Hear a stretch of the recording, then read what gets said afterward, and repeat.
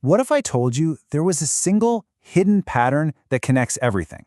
I mean everything, from how a star forms to how a single cell stays alive, all the way up to the rise and fall of our own civilizations. Well, today we're diving into a pretty radical theory that says there is. It's called a universal grammar for reality itself. So where do you even start with a theory that big? Well, you start by asking the biggest question imaginable. Seriously, think about it. How do you get from cold, dead stardust to a mind that can think and wonder and ask that very question?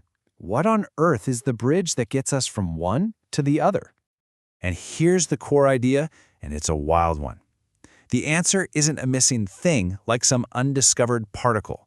The answer is a missing language, a kind of universal grammar built on just 4 fundamental master gestures that literally sculpts everything you see around you, from a blade of grass to the entire global economy. So let's break them down. All right, so here they are. These are the 4 fundamental building blocks of this entire idea. According to the source material, this simple 4-step process is the engine that drives all complexity in the universe.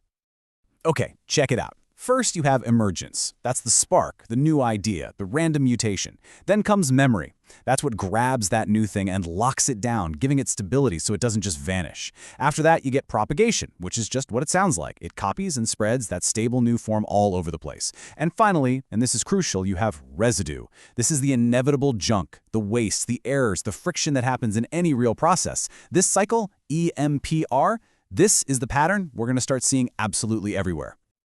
So, does this grammar actually work? Let's test it on the most fundamental complex system there is, life itself. How can these 4 abstract gestures possibly explain what it means to be alive? To get there, we have to talk about this amazing concept called autopoiesis. It basically says that life isn't defined by what it's made of, carbon, water, whatever. It's defined by what it does. A living thing is a system that is in a constant state of rebuilding itself, just to keep existing. And this right here perfectly illustrates the difference. Think about a rock. It's stable, sure, but it's stable because it's lazy. It just sits there. It takes 0 energy to be a rock. But an organism, whoa, that is a completely different ballgame. Its stability is an unbelievable non-stop achievement. It is actively, every single second, fighting against the universe's tendency to fall apart. And boom, just like that, we can map our 4 gestures right onto biology. The whole process of metabolism, eating, growing, repairing, that's basically the combined work of emergence, memory, and propagation. And what's all that frantic work for? It's all aimed at fighting back against that one final gesture, residue. And in biology, residue has a very famous name. We call it entropy. Okay, that was a huge leap, from stardust to a living cell. But what happens when these little self-maintaining systems try to connect with each other? This, my friends, is where things get really, really interesting. Well, the theory starts with a fundamental and kind of lonely problem. We are all stuck in our own heads. Right now, you have no direct telepathic access to the thoughts I'm having, and I have none to yours. Our minds are these completely separate, closed-off universes. So how do we ever manage to communicate at all? This is how. Language isn't just words and grammar. In this model, language is the physical act of propagation on a social scale. When I speak, I'm trying to package a thought, a little piece of my mental world, and literally throw it across the void into your mind, hoping it gets rebuilt correctly on the other side. And get this. What happens when that propagation fails? That's our old friend, residue. A misunderstanding isn't just a simple mistake. In this framework, it's called social residue. It's the garbled data, the static on the line, the botched reconstruction of meaning that creates actual friction between us and forces us to spend more energy communicating just to clean up the mess. All right, let's keep scaling up this pyramid of complexity. We've gone from one mind to 2 minds trying to talk. Now let's see how this framework can explain the giant structures that hold entire societies and economies together. And this is where it all just clicks into place. Look at this. The same 4-part grammar maps perfectly onto 2 wildly different systems. In a cell, emergence is taking in nutrients. In an economy, it's innovation or creating credit. Memory for a cell is its DNA. For an economy, it's all our capital and infrastructure. The physical parts are totally different, but the dynamic pattern, the grammar, is exactly the same. So that's the theory. But can we actually use it to understand something real? Let's put it to the test. Let's look at the 2008 financial crisis. Through this lens, it wasn't just a bunch of bad choices.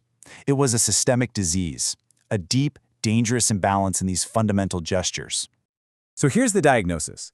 The gesture of propagation, the trading and spreading of these financial products, it went into hyperdrive.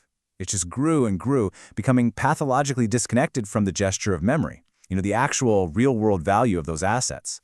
And this out-of-control process just churned out a colossal mountain of residue, toxic debt, that the system had no way of cleaning up.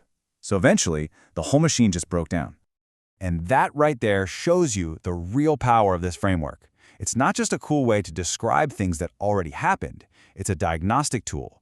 We can look at any collective system, a company, a government, anything, and start to assess its health by looking at the balance between these four gestures.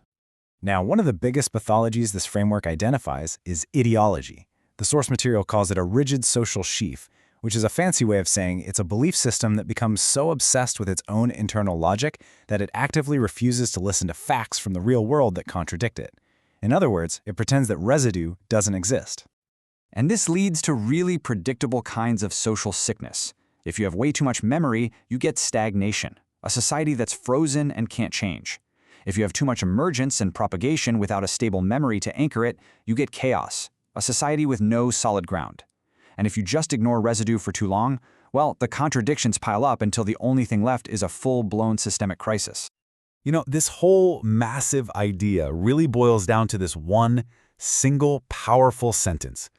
Reality isn't made of static objects or things.